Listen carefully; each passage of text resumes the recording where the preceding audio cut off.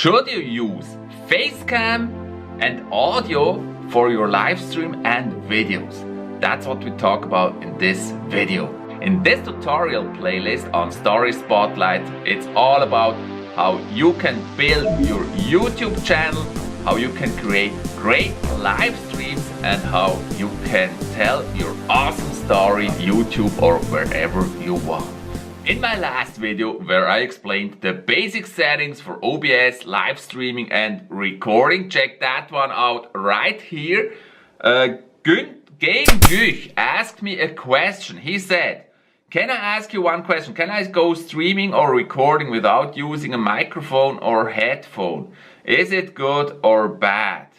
Now that's a question that comes up very often when you start out fresh. Should you use Facecam? Should you use your voice on the video? Now my answer to this is, I have 3 years of experience with live streaming and recording, and I tried everything and I made the whole process myself. So what I say to this, technically you can stream without a Facecam or without audio. On the long run, I would not recommend it. First of all, start out with whatever feels comfortable for you. If you're very uncomfortable with audio or very uncomfortable with the Facecam, don't start with that one, but only start with what really feels comfortable to you. Let's talk about live streaming and recorded videos, because there may be a small difference in that. From a live viewer perspective, they try to connect with you as a streamer, and it's way easier to connect with you as a streamer when there is audio, and it's even more connection when there is a Facecam, because then people really feel like they are together with you. And it was a huge change for me once I started using the Facecam, and I would never go back to streaming without a Facecam. So, as I said, on the long run, I really recommend using the Facecam. Now, I started out with just video. I did a Clash of Clans live stream with only video in it, and I chatted with the people, and I was actually very surprised. There were 2 people watching that live stream, and I chatted with them in the chat, and the main reason I noticed then is that the chat was not in sync with the video after the fact, and that annoyed me, and so I started using the microphone. Now, there is things about the microphone. The quality has to be good, because if the microphone is too quiet, too loud, or very noisy and people can't hear you, it's horrible experience for the viewers and they switch off immediately. What you see here is of course my big town hall 10, but today the stream is not about that town hall, it's about farming. So really make sure your audio is on point if you use the microphone. And I made all those experiences myself. I had bad audio, I fought with audio that didn't work, that had noise in it and stuff. I did all that process, and it's normal, don't worry. Improve step by step. That's really the main point here. You gotta improve every stream, you learn something new and you're gonna improve. I made the whole process with bad audio, trying other microphones and slowly improving my audio. Then one day, when I hit 1,000 subscribers, I made a special stream with a face reveal, and that's when I started using the Facecam. There you go! That's me!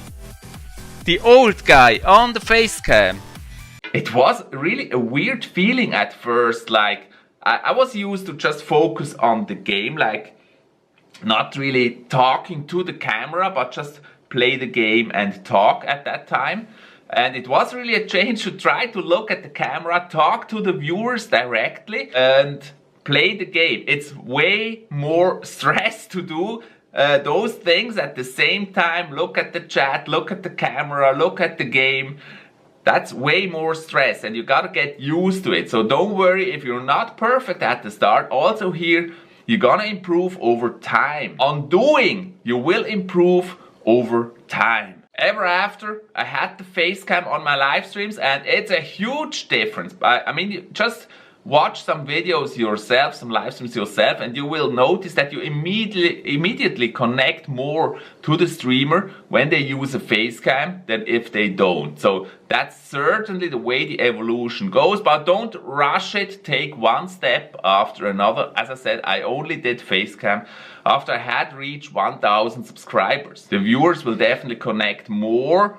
The more they see you, the more they feel you. Now for video, it's basically the same story, but on video I think it's a little bit easier. You can go video with just the video material, just the game without audio. You can even go without audio, can even go without face cam.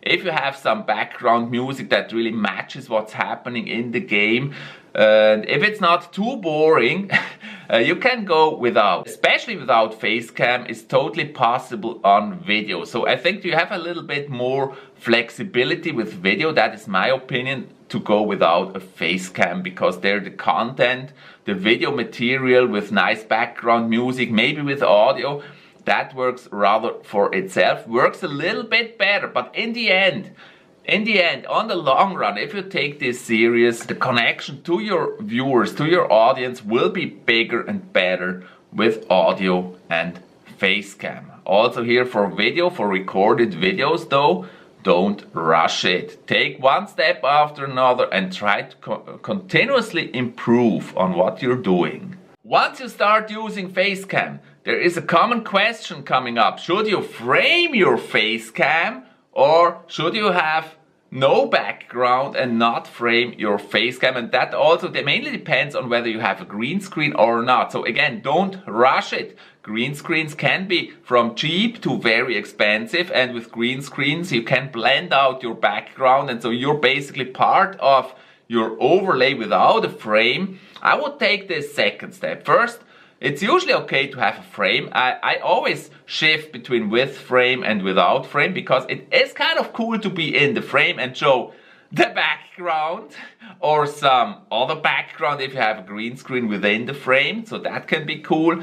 And once you're going like you're without a frame, you can do that as well. So that really also depends on what your options are. If you have green screen available or not. I think both is okay. It's also okay to go just with a frame, but then make sure that your background is not messy and is cleaned up, because I've seen live streams with really messy backgrounds, and you don't want to be that guy with a really messy room showing up in the live stream. So make sure it's cleaned up. Go in a frame, totally okay. Later on, when you feel comfortable, and later on, if you have a green screen, it's totally okay to wipe out the background with the green screen and put something in the background you like, or not have a background at all, but the video you're in, and go without a frame. Both of those options really possible. So to summarize this, it's all step by step. Take one step after another and you're gonna be fine. Just learn by doing. It's really about that. I had so many mistakes.